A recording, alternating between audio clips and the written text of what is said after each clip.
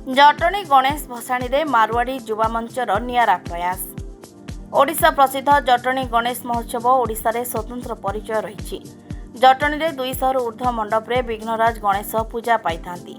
एठारे 12 दिन व्यापी गणेश महोत्सव पालन करा जायथाय। पूर्णमी दिन लक्षाधिक भक्तों गहन रे गणेश भसाणी कार्यक्रम होइथाय।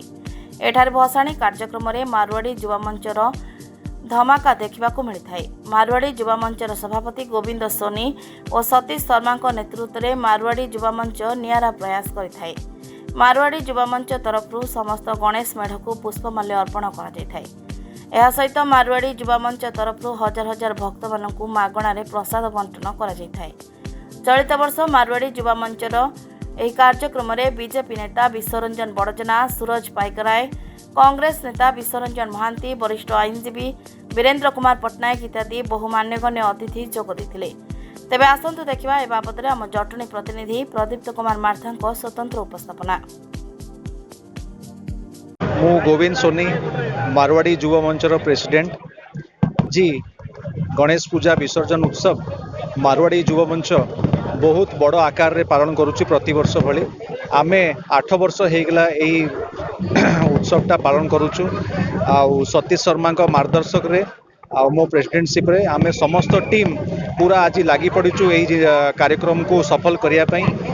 पाखापाखि गत वर्ष 10,000 लोक को आमे देइथिलु खाइबा पीवा। ए वर्ष आशा अच्छी जे आउ टिके 12,000 पाखापाखि लोक खाइबे। बहुत भल परिवेश अच्छी। समस्ते आमर मारवाड़ी महिला समिति भी अच्छी। मारवाड़ी युवा मोर्चा आमर all India team Odisha president सबू आम पाखे गहन अच्छा।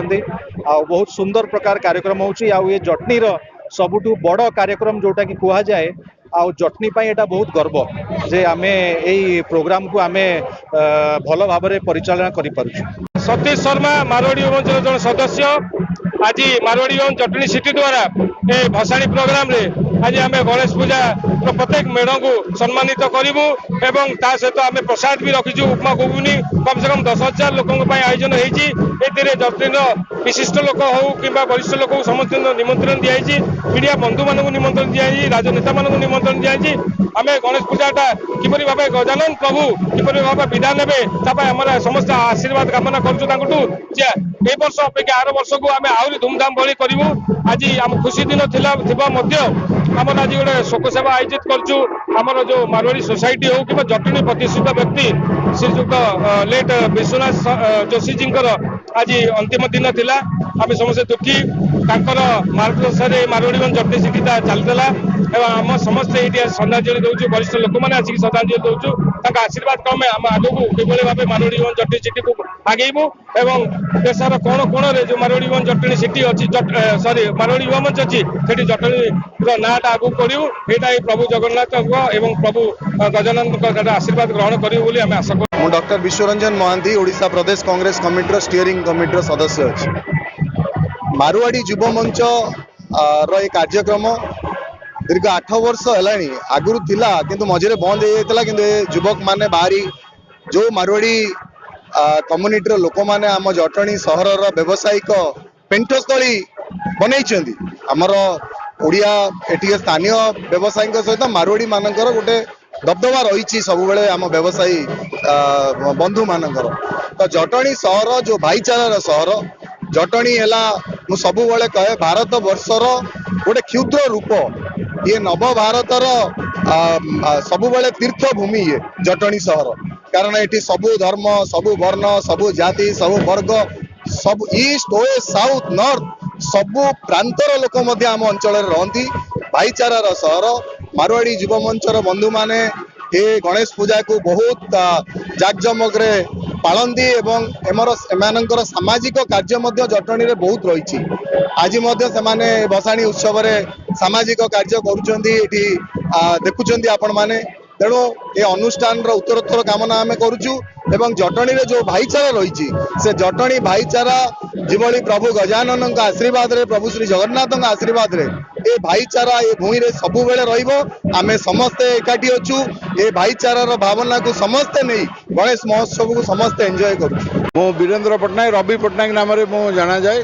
जटनी रे ये मारवाड़ी युवा मंच ପ୍ରତିବର୍ଷ ପରି ଏ ବର୍ଷ ମଧ୍ୟ ତାଙ୍କର ଏଇ ଯେଉଁ ଜନସେବା ନିଶ୍ଚିତ ଭାବରେ ଜଟଣୀବାସୀଙ୍କ ପାଇଁ ଏକ ଉଦାହରଣ ସୃଷ୍ଟି କରିଛି।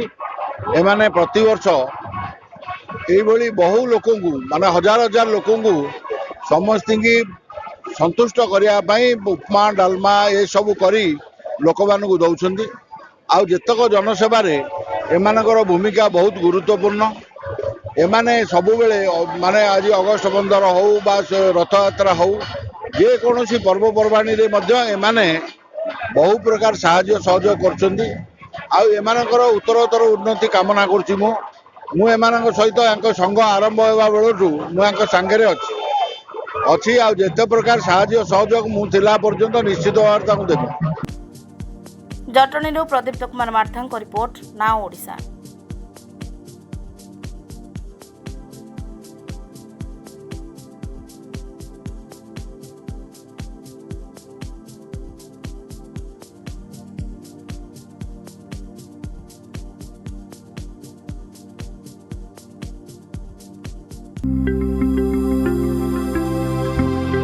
लेटेस्ट न्यूज अपडेट पाई www.naoodisha.com को लॉगिन करंतु।